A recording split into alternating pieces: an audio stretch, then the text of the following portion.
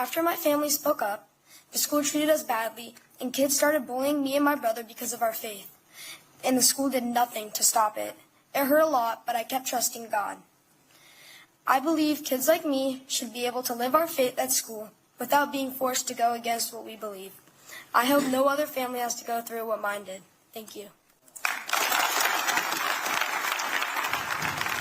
Incredible words there. It's our pleasure now to welcome Shea Encinas to National Report, along with Kayla Toney, counsel at the First Liberty Institute.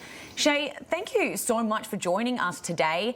You're getting a lot of attention now for that speech that we just showed. What has it been like for you getting all this publicity?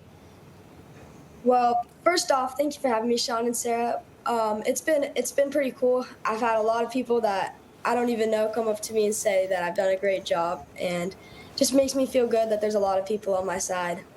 Can you talk to us about what we just played, Shea, because I think that's important at your age, and to be such a leader in that moment. You know, so many wouldn't be able to do that, to step up next to the President of the United States, adjusting your microphone there. But you talked about a book, and the book said you can choose your gender based on feelings instead of how God made us. That seems to be such a controversial point or pivot for young people now, for children, for those like yourself, a preteen.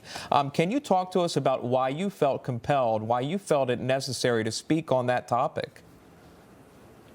Well, I just realized that it wasn't really right, and the book made it very obvious that it was about gender and how it was forced by feelings. And I know that it's not feelings. It's just like it's people teaching you, like, that you can choose your gender, and I know that that's not right. Shea, you obviously met the president there as well. He spoke to you before and after your speech. What was that like for you? Well, it was really it was a once-in-a-lifetime moment. It was really, really cool. I got to shake his hand. He liked my tie. It was really, really amazing. Yeah, I bet it was, and it really was a memorable speech. I remember when you gave it, we took it here on National Report. Kayla, I want to go to you on this too, and just your overall thoughts maybe on Shea speaking out. Obviously, so many students may feel the same way, and their voice was heard through Shea's voice, and then seeing what this administration has done and the announcement made at the Museum of the Bible. Can you speak to that, Kayla? Yes, it is such an honor to represent Shea and his family and students like him. We hope that he inspires everyone to speak up about their faith and to stand up for their constitutional rights. We're encouraged that this administration takes religious liberty seriously, especially in our public schools, and we will continue to fight for the rights of parents to direct the religious upbringing of their children, and for the rights of children to live out their faith freely without being afraid and without being silenced. Let's go back to Monday's event, though, and just play some of the remarks from President Trump. He is speaking about religious persecution. Listen.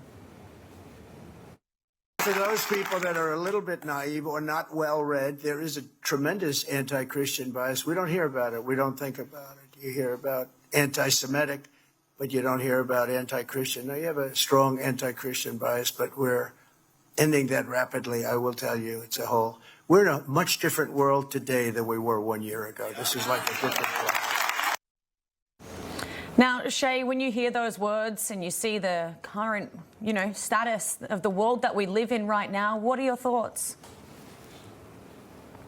Well, I just think it's really unfortunate. This nation was founded on Christianity and the belief in the Bible, and people have just made like a turn that's just not right, and I think that we need to go back to how our founders would have wanted America to be. One nation under God, you point that out. I'll let you guys go. Shea, I just got one more question for you. Have you been bullied in school based on your faith? Have you experienced bullying based on believing in Christ and your belief in what the Bible teaches us?